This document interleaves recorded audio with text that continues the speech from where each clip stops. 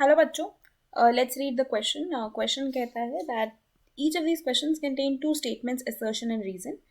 Each of these question also has four alternative choices, only one of which is the correct answer. You have to select one of the codes A, B, C, D from that you are given here. तो आपको assertion दिया हुआ है that when a metal is treated with concentrated HNO3 generally yields a nitrate and water. Reason है that concentrated nitric acid reacts with metal and first produces a metal nitrate and nascent hydrogen, and the nascent hydrogen further reduces HNO3 to NO2. Option इसके corresponding जो दिए गए हैं हमको वो क्या है? द फर्स्ट इज कि असर्शन करेक्ट है, रीजन करेक्ट है. Reason is a correct explanation for assertion. Assertion is correct, reason is correct, reason is not a correct explanation for assertion.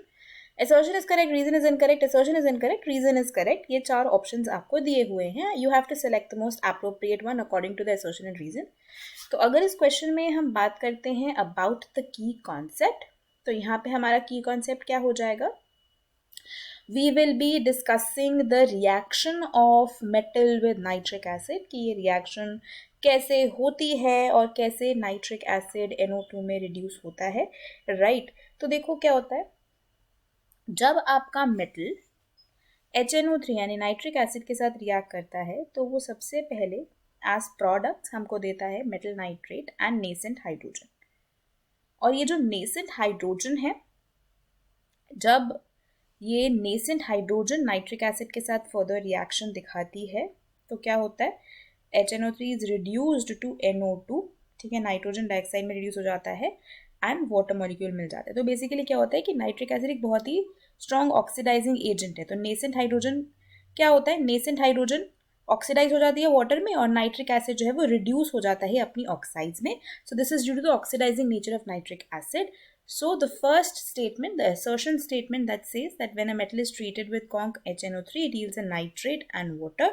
बिल्कुल सही बात है. जब ओवरऑल रिएक्शन देखोगे तो नाइट्रेट मिल रहा है, NO2 मिल रहा है और वाटर मिल रहा है, ठीक है. देन रीजन आपके पास यहाँ पे क्या है? That conc HNO3 reacts with metal and first produces a metal nitrate. बिल्कुल सही बात है. पहले मेटल नाइट्रेट और नेसेंट हाइड्रोजन मिला, उसके बाद फर्दर आपको NO2 मिल गया एंड साथ में water मिल गया, right? So this reaction is happening due to the oxidizing nature of nitric acid, which is reducing itself to the oxides of nitrogen, है ना? And nascent hydrogen जो है वो oxidize हो जाता है into water, right? So this is what is going to happen. So the final answer for this question is option A, that assertion भी सही है, reason भी सही है, reason assertion को explain भी कर रहा है. Hope you understood it well. Best of luck.